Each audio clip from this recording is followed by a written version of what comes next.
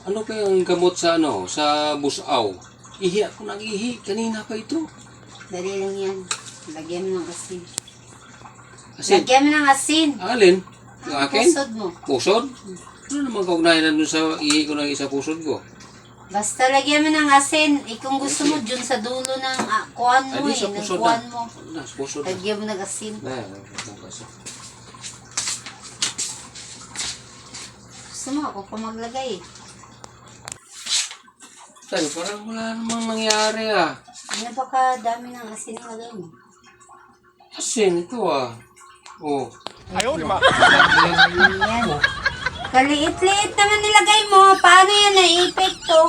Sabi mo asin eh. Di isang asin lang ang nilagay ko. Sabi mo asin eh. Hindi mo sinabing marami. Asin lang. Lagay mo ng marami para may epekto. Sige. Damihan mo. Usang bata. Ay, ang ginagawa mo. Ba't hawak-hawak mo yung tiyan mo? Asin. Asin. Eh, ba't may palangganang maliit dyan? Ito ah.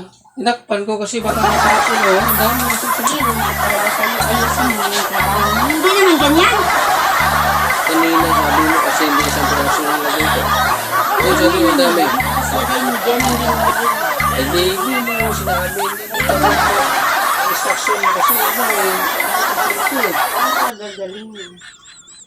Dapat kanina sinabi mo na kuha ka ng asin na medyo marami. Lalawayan, lalagay. Wala kang sabi, sa asin lang ilagay mo. Di isa kasi. Baka ng mga tao noong 1942 eh. 21. Iwan ko sa'yo.